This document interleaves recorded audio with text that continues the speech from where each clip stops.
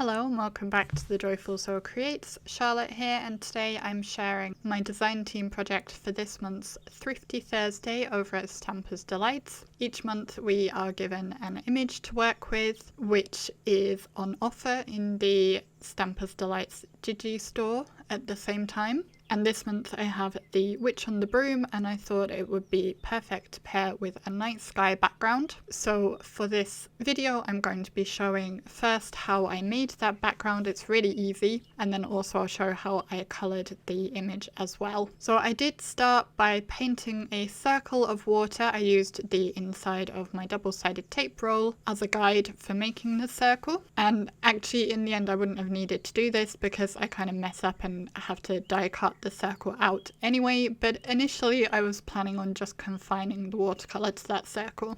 I bought in first some Brusho powders. This first one is grey and I'm just tapping it all over that circle. I then came in with the black Brusho powder and again tapped it all over the circle, and you can kind of already see that my circle had dried out very quickly. I'm using really inexpensive watercolour paper, actually very cheap watercolour paper, so it's not really the best to work with here, and I think that's why it absorbed the water too quickly and I didn't get a lot of movement of my colours.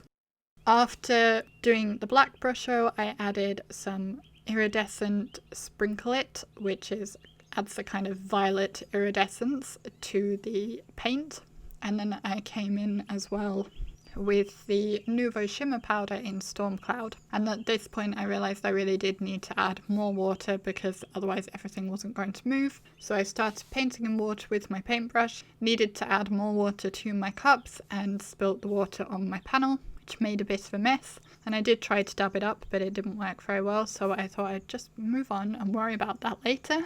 So I'm going in more with the water, just mixing those colours out, and I do lose a bit of the variation in colour from doing that because it kind of all blends together. I don't think it matters too much, it just means it's a much darker sky than I'd originally intended. I tried again to blot up that water paint that I'd spilt and proceed to make even more of a mess.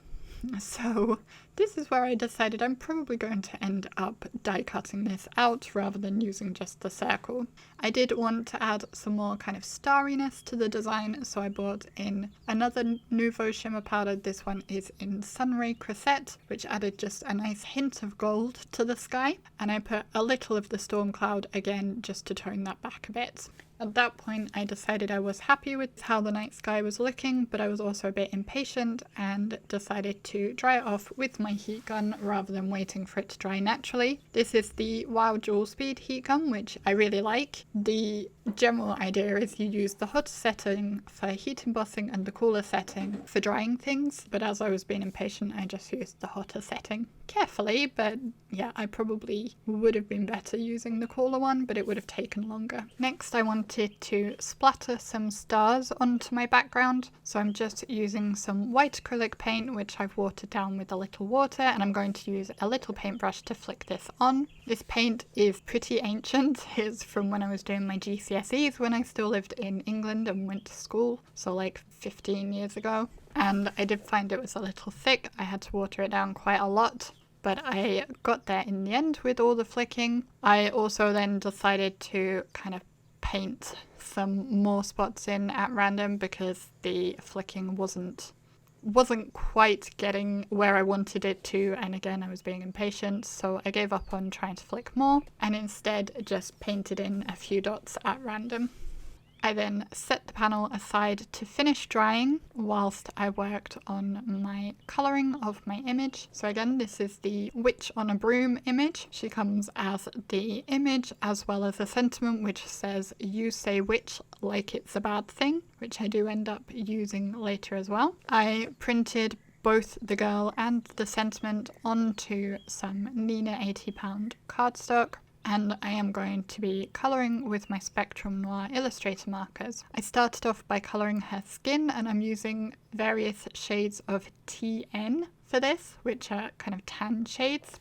These are not actually colours I would usually use for doing skin. I tend towards using the earth browns with some of the FS markers for my lightest colours, but the two lightest FS markers that I use are completely dead, so I thought I'd try something else. And I wasn't entirely happy with this. After I'd finished it, I thought it looked a bit dirty almost, but I decided to leave it be and carry on with the rest of the image, because once you have the other colours in place, that's going to change how the skin looks, because the other colours that are around it kind of affect how it reads. So I did move on to doing the hair next, and here I was using those earth browns that I already mentioned. I am not very confident at colouring hair. I do try to do the flicking motions, but I feel like I usually get them in the wrong direction and just, yeah, not quite how I would like it. I definitely need more practice, and an image like this that has such long flowing hair is a good one to practice on.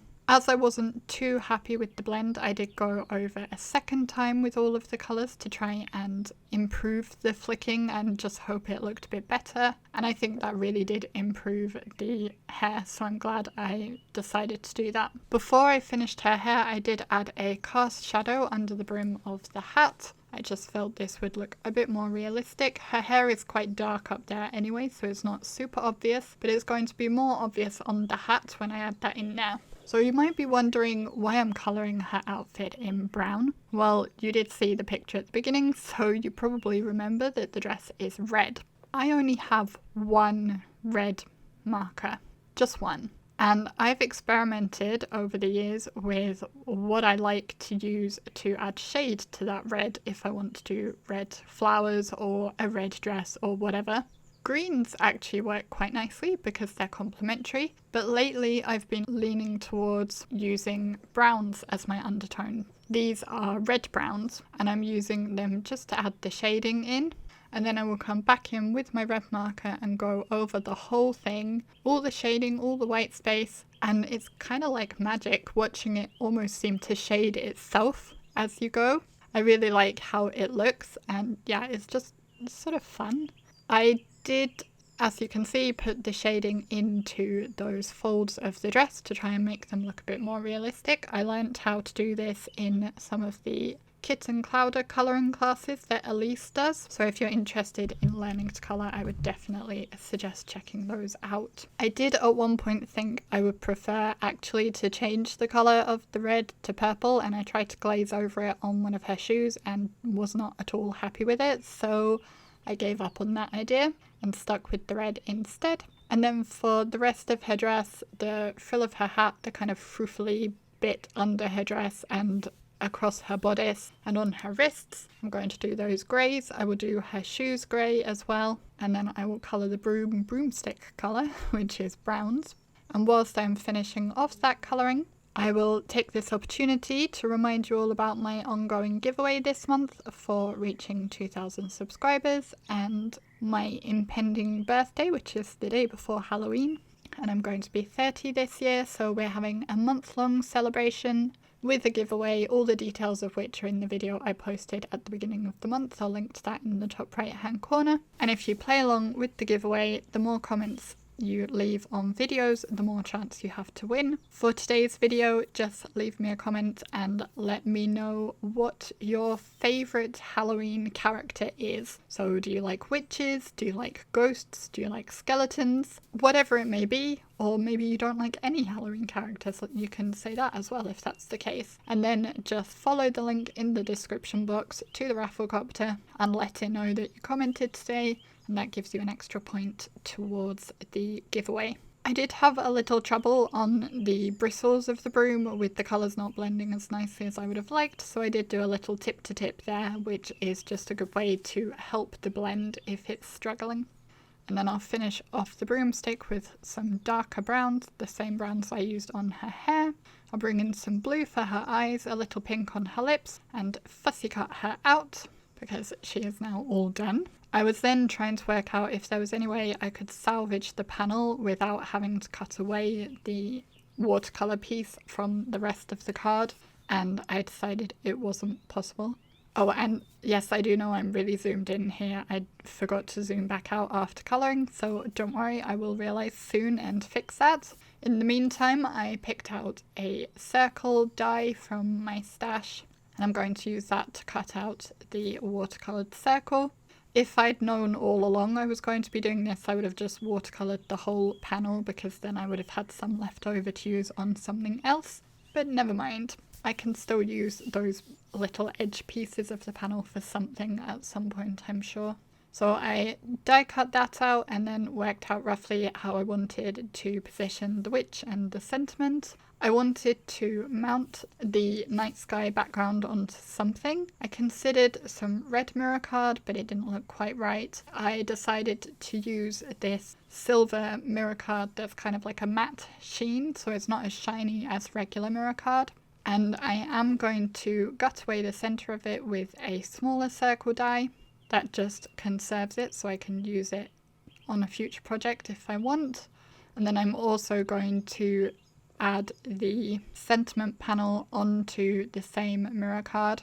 I used my Tombow glue to adhere the sentiment onto its silvery matte. Again, I cut the center away from that to conserve it for future use. I'll use the Tombow again to adhere the night sky piece onto the larger circle. And I did get the glue over the edge of the circle, so I will use my adhesive eraser just to clean that up after it has set in place. Which, again, an adhesive eraser is a really handy tool to have for exactly this kind of thing, so that you don't mess up your projects by having glue all over them.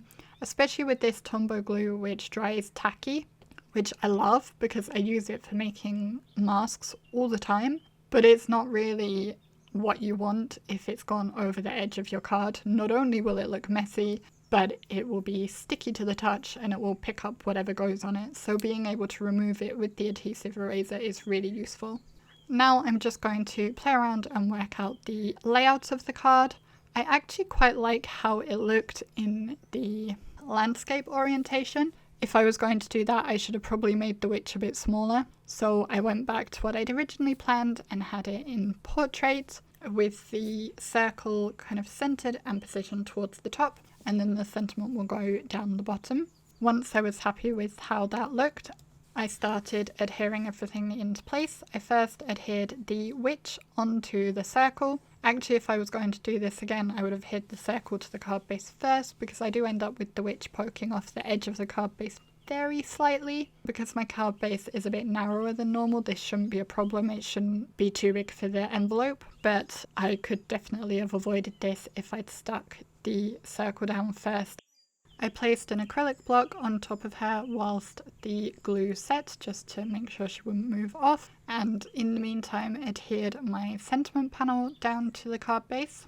And then I'll use again the Tombow glue to adhere the circle focal element onto the card base as well. And on both of these, because I'd gutted away the center, I only put the adhesive onto the back of the silver card. That way, where the inner piece is missing, it's not going to adhere down uneven, because that, for example, the back of the night sky is not being adhered directly to the card base, so it's not going to create a dip.